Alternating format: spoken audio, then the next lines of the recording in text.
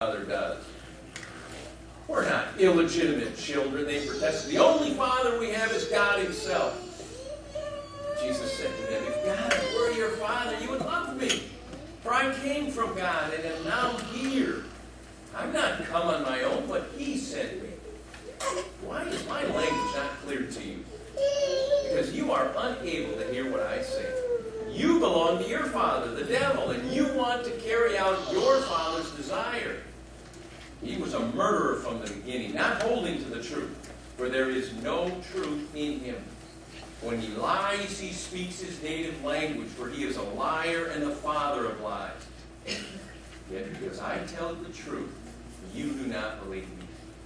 Can any of you prove me guilty of sin? If I am telling the truth, why don't you believe me? He who belongs to God hears what God says. The reason you do not hear is that you do not belong to God. Pin the tail on the donkey, still a favorite game at parties. Kind of interesting, huh? That game's been around forever, and still it's kind of fun, isn't it? You know, you watch people, they get the blindfold on, and they think they're going in the right place, right? But they're way across the room, and then they get a little confused, and they hesitate, and they think, am I really by the donkey's behind? But then they think, well, I got to make a decision. They go, bam, and then they take the blindfold off, and they're on the other side of the room, and everybody laughs at them. If you're wrong and pin the tail on the donkey, the consequences are not that major, are they? But if you're in the dark about life, that's a whole different thing, isn't it? A whole different thing to go through life with a blindfold on, not really knowing what life is about, what your purpose is, where you're headed, and what's really important. Well, that's what Jesus addresses in our text for today. He says, I want to tell you what the truth is. I want to bring you into the light. He says, a lot of folks are enslaved. They may not know it, but they're enslaved, and I've come to set them free. Our theme today is set free to live free in the truth. Now, a lot of people think being a Christian is to be enslaved by a lot of rules and regulations. The reality is when you receive Jesus Christ into your life, you are free to live the life that God made you to live, and there is nothing compared to it. But we first have to talk about what it means to be enslaved. Now, Jesus, He doesn't pull any punches. He is not what you would call politically correct. He looks at these people who are fairly powerful, they're religious leaders, and He says to them, I tell you the truth, everyone who sins is a slave to sin. Now, if there's anybody who's not a sinner, you can leave now and come back at 11 for lunch because this won't apply to you. But for anybody who wants to stay, that's good.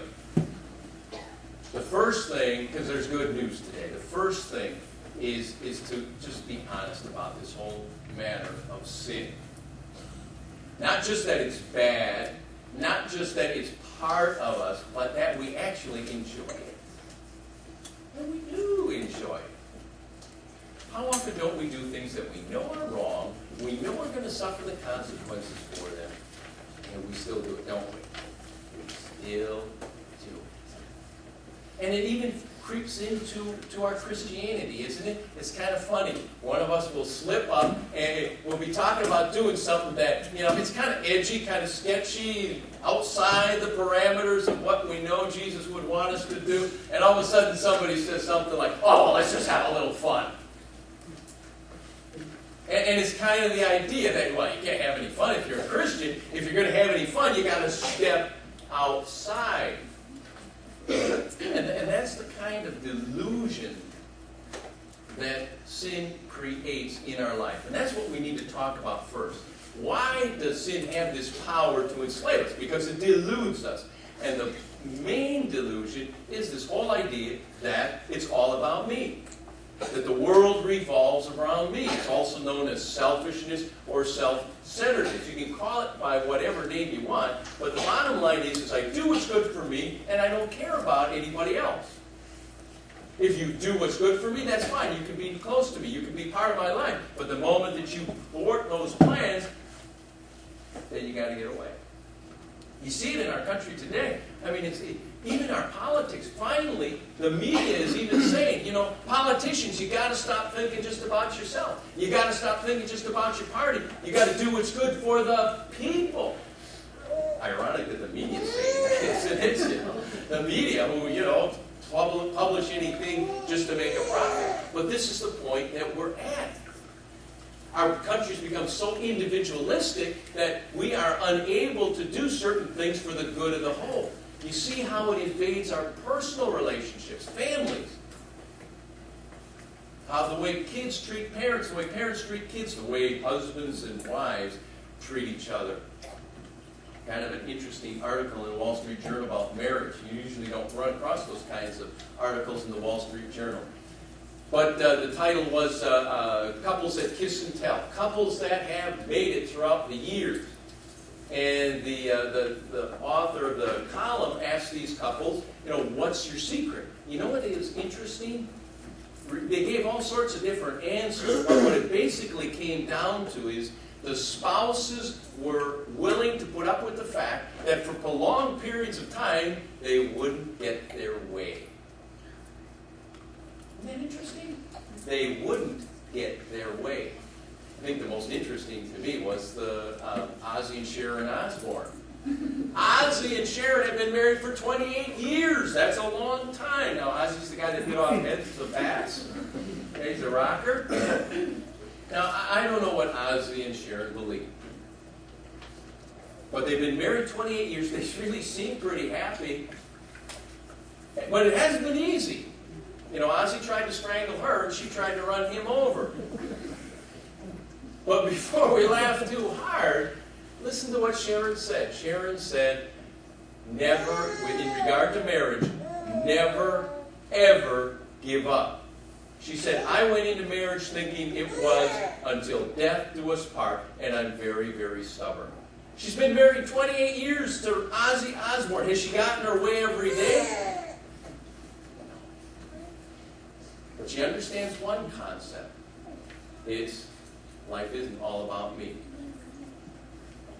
Now, I'm not holding them up as the ideal Christian couple, but I am saying is that even when folks who may not be Christians incorporate Christian principles in their lives, things work. You know, a lot of people say to me, you know, if you don't look out for yourself, then nobody will.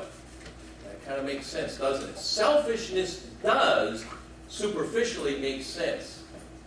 You know, it's, I do only what's good for me. But what happens is we build a wall around ourselves. We build a wall around ourselves that separates us from God and separates us from people. And that's not what we were made for.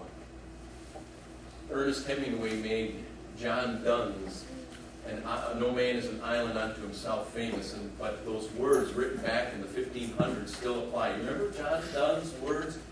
He said, no man is an island entire of itself. Every man is a piece of the continent, a part of the main. If a clod be washed away by the sea, Europe is the less. Any man's death diminishes me because I am involved in mankind. You know, it may make sense. You know, I'm going to keep you at a distance. You know, I'm not going to let you into my life so that you can't hurt me. You can take that attitude, but that's not what we're made for. We're made for a relationship with God, and we're made for relationships with people. And if we keep ourselves from those relationships by a selfish attitude, that's the greatest delusion that sin causes. It's all about me. It's not all about us. And the sooner we learn it, the happier we're going to be. The sooner we'll be set free. Second delusion of sin is that more and bigger are better. You've got a quote from Ecclesiastes 5, written 3,000 years ago by Solomon, where he says, whoever loves money never has money enough, and whoever loves wealth is never satisfied with his income, and it goes on and on. Talked a lot about that last week, so I'm not going to talk about materialism today. Jesus talked about it a lot, but I don't want to beat a dead horse. You might think I'm getting on a certain rhythm here, and always the same thing, using the same sermon every week. But this whole matter of accumulating, it's not only with stuff, is it? it really applies to every area of life. It can even apply to knowledge, can it? To education.